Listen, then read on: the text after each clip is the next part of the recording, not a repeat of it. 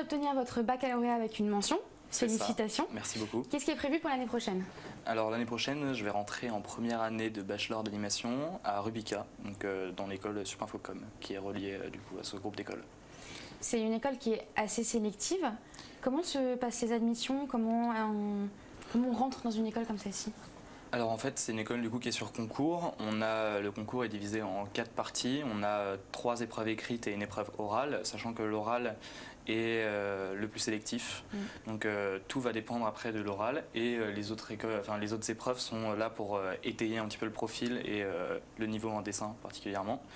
Du coup, on a une épreuve de dessin d'observation, donc on va venir nous poser des objets sur la table, on va nous demander de les dessiner. On a une épreuve de culture générale avec un QCM à remplir. Et on a une épreuve de storyboard où on va nous demander à partir d'une phrase d'inventer une histoire et d'imaginer les plans de caméra. Après, on a les oraux, donc l'oral en question, où on va venir s'exprimer devant un examinateur avec un book et il va nous poser des questions sur ce qu'on souhaite faire après, l'intérêt qu'on porte pour l'école. Et on présente également du coup notre book dans lequel on a nos réalisations et nos projets qu'on a pu préparer pour le concours. Et alors justement, comment est-ce qu'on se prépare pour passer un concours comme celui-ci?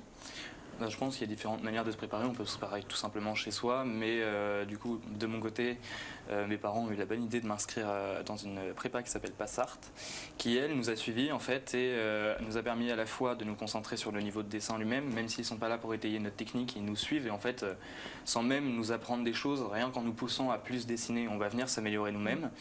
Et ils nous permettent de créer un book plus solide en fait que ce qu'on pourrait faire, donc en nous donnant des projets et une approche particulière, une approche citoyenne, voilà, dont nous parle souvent Edwige.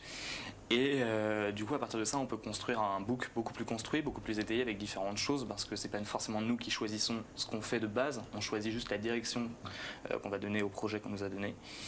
Et après, on nous prépare également aux oraux, donc on nous fait passer différents oraux. Donc avec notre professeur ou avec Edwige justement qui est la directrice de la prépa.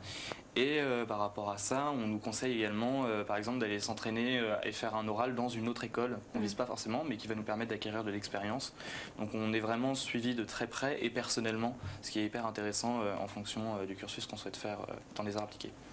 Et alors qu'est-ce que vous donneriez, si vous aviez un conseil à donner à un étudiant qui comme vous voudrait rentrer dans une école d'art, qu'est-ce que vous donneriez comme conseil? De surtout pas se démoraliser face au niveau des autres. En fait, on a souvent l'impression de se dire ouais mais ce que j'ai fait c'est pas bien ou c'est trop bas, le niveau est pas bon. Et en fait, contrairement à ça, il faut plus se dire comment est-ce qu'il a fait ça, comment est-ce qu'il a réussi à dessiner de telle manière, venir chercher à comprendre en fait et à s'imprégner de ce qu'ont fait les autres autour de nous parce que c'est vraiment en fait on capte ce qui se passe dans la vie de tous les jours pour essayer de s'améliorer et vraiment de pas bloquer sur quelque chose mais juste de continuer de s'ouvrir au maximum pour apprendre de nouvelles choses et de nouvelles techniques en fait et surtout pas rester figé, continuer en permanence d'apprendre parce qu'on finit toujours par s'améliorer.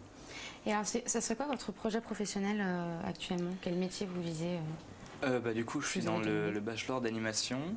J'aimerais bien ou sortir en animation pure ou plus en pré-production, donc au niveau de tout ce qui est création de storyboard, en décor, donc le design des décors ou le design des personnages, ce qui me plairait beaucoup, ou peut-être même, mais ça serait un rêve, aller plus dans la partie scénaristique, donc toujours en storyboard, plus ou moins, pour pouvoir en fait partager de plus en plus ce que j'ai envie de partager aux autres en fait. Pour moi, je fais l'animation pour ça, c'est pour donner des visions que j'ai, des choses qui me tiennent à cœur. Vraiment une envie de partager finalement. Voilà. Merci beaucoup Alexandre.